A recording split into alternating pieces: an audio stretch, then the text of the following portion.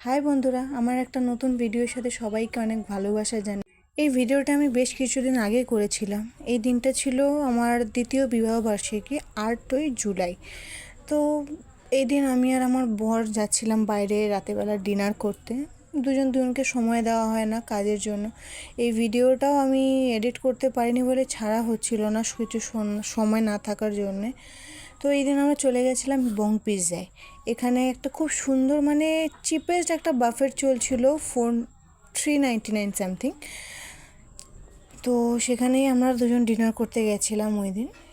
এই দেখো আমরা এখন যাচ্ছি সবে।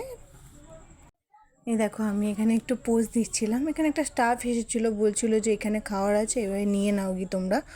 তো এই দেখো জায়গাটা দেখো, খুবই সুন্দর, একটা রাজমহলের মতো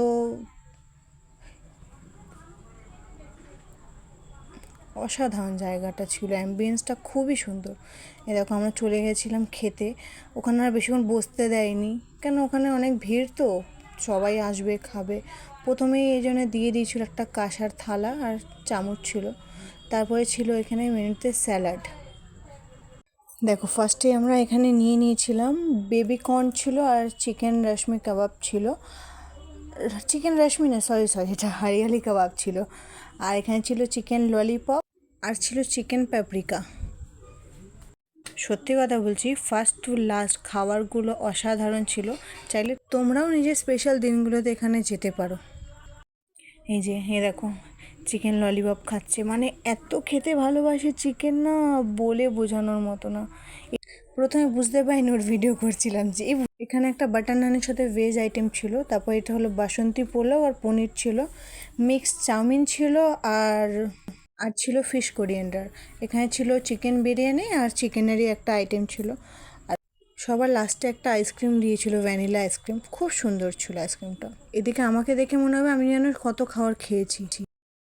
আমরা খাওয়া দাওয়া হয়ে গেছে, এবার যাচ্ছিলাম বাড়ি। তারপর বাড়ি গিয়ে রাতে একটুখানি কেক কাটার হচ্ছিল। এটা ছিল আমার দেওরের মেয়ে, সবাই জানো। ওই ছোট্ট করে একটা ঘরে সেলিব্রেট, জন্মদিন অ্যানিভার্সারি হবে, কেক কাটবো না, এটা আবার হয়? আর একটা কথা বলবো, আমি যেখানে খেতে গেছিলাম খাওয়ার অসাধারণ, তোমরা চাইলে যেতে পারো। খুব সুন্দর জায়গা, খুব সুন্দর খাওয়া দাওয়া, আর চিপেস্ট রেটে বেস্ট বাফেট ছিল। শেষে একটাই কথা বলবো, যদি ভিডিওটা ভালো লাগে লাইক কমেন্ট করে দিও।